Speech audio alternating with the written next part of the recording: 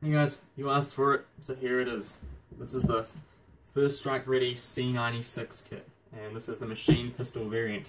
Now I say that because it's got the foregrip, extended mags, and I'm running the Latco Mock suppressor, so it really gives it that machine pistol kind of look.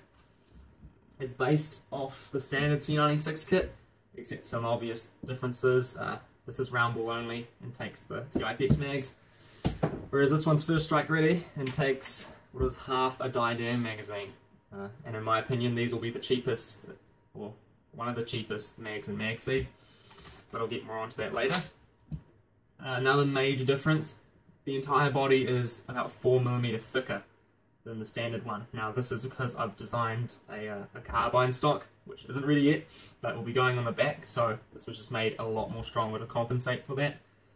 Also, the grips are 2mm thinner on the inside, so the overall thickness of the grips is 2mm thicker than the standard one. That's just another little thing. Which also comes to the fact that none of the add-ons for the standard C96 kit, like the tactical grips or the rail, the DL44 heatsink, and stuff like that, none of those will fit on this kit, because this is a completely different kit, a different marker. It's got different serial numbers. Yeah, it's really quite different, so I'll need to redesign all those for this First Strike Ready kit. I kind of decided to release it without the stock because, one, I'm going back to uni in about a week and a half, so I won't have time to really do much while I'm at uni, so everything's going to slow down. How fast I can make things and design things will slow down a lot, and I know a lot of you will just want to run this as the pistol anyway, so I might as well release it for you guys now.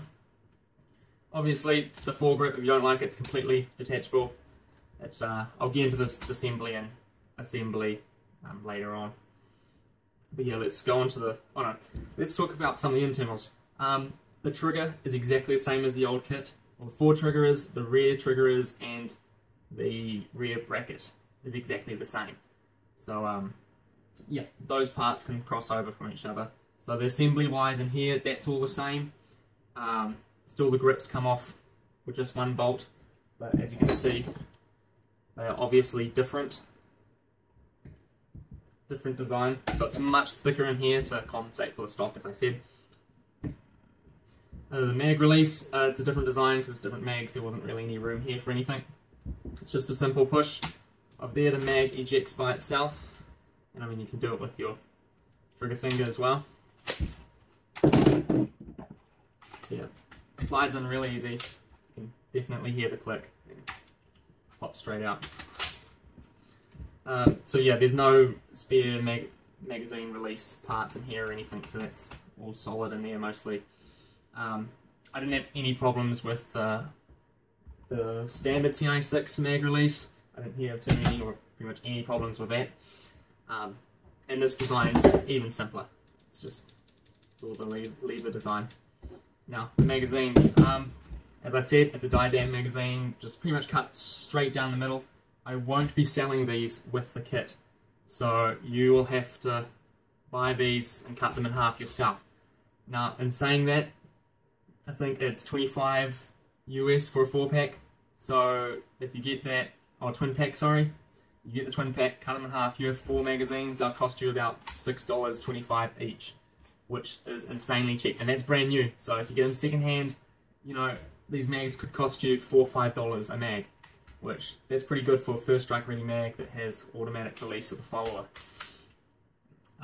Now, with cutting them in half, I won't be doing a tutorial on that. It's pretty simple. It's really simple. All you need to do, so this is a standard or shorter mag, the 5-rounder. So yeah, obviously you have 2 mag options, 10 and 5-rounder. To cut the mags in half, you just remove the top screw in here. Put it in a vise, get a hacksaw, just cut it straight down the middle. You don't need to disassemble anything. There's a bit of wriggle room, so it doesn't matter if you go crooked.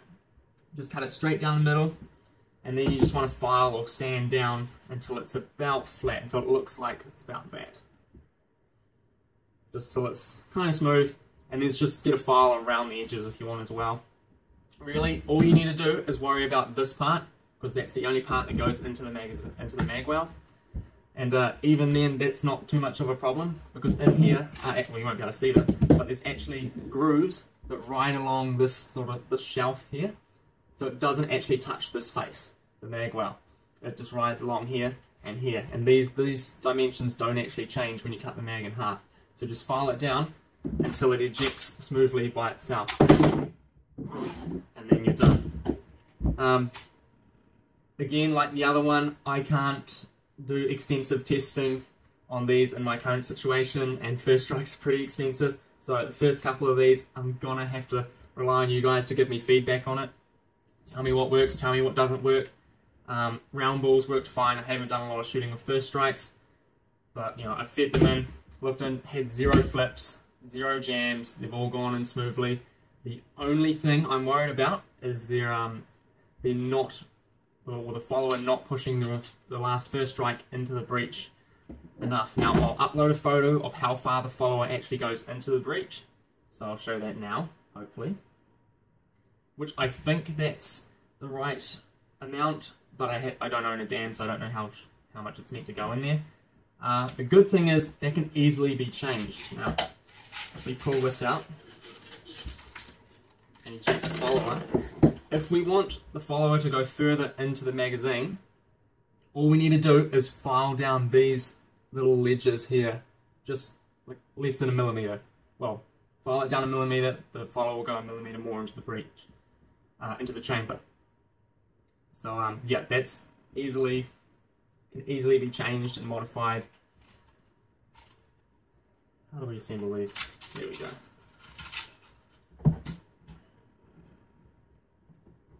So yeah, that's the overview of the magazine.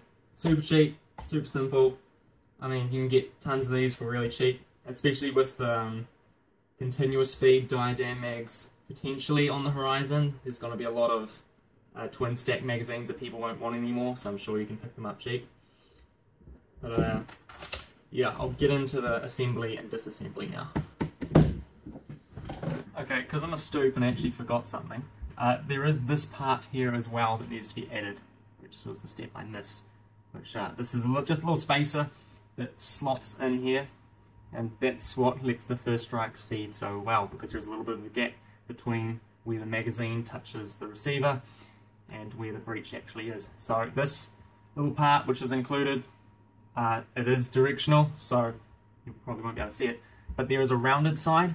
That rounded side in here slots onto the barrel. So the smooth side points towards the magazine. You can just put a little dab of glue on the sides here and glue this in if you want to not lose it, but I don't. The lower actually holds it in place, I think. Well, it has so far. Yeah, I'm pretty sure it holds it in place. So yeah, that just sits in there, and then you put it on, do up those 2 screws, and put the bolt through there, and you're ready. Okay, if you need any help on any stage of the installation, feel free to message me directly or message Sellswords Paintball. I'll be more than happy to help.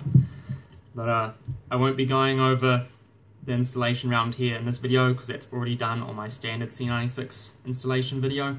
It's all exactly the same.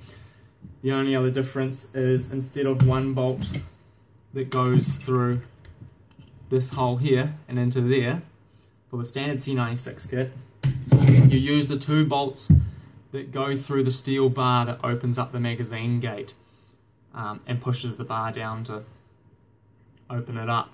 And those bolts just go through the holes in here into the standard ones that are in the upper of the marker. So yeah, it's just those 2 bolts there and this one here, and then the whole thing can drop straight off. All the trigger assembly and stuff, that's all the same. Now with the foregrip, it'll probably come like this. What you need to do, just put it on like that, push the front down first, and then you should hear the back click in, like that. And then it should be look about like that, and that's in line with everything. Then what you need to do is grab the 2 screws that it comes with, drop one in there, the other one down in here, and you just screw them in. It's as simple as that. I won't be showing you that because that's pretty basic. I like to do it with the barrel off, just to make sure that they don't thread in too far to start pushing on the barrel, or that'll be a pain to remove and it'll scratch it up. So yeah, just do it without the barrel. Make sure it doesn't go past the little, or into the shroud, I guess. Yeah, just make sure it doesn't hit the barrel. To undo it, you just, well, it's a little tricky, you just undo the screws, the bolts, tip them out, and then this is kind of tough to pull out. So the easiest way to do it, or how I do it, is grab an Allen key. I use the same one that I use for this bolt. Just put it on the side like that, and just grab a hammer or something, and just give it a couple taps, and then the whole thing just swings out.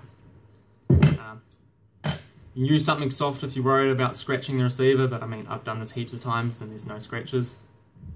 And yeah, if you want to run it without the barrel, or without the foregrip, that's what it looks like.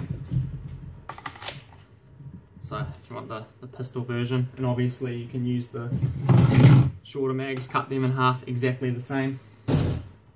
Yeah, I think that's about it. They're available now. The price, 180 New Zealand dollars. That's paid through PayPal. Shipping, the cheapest option will probably be about 25 New Zealand dollars.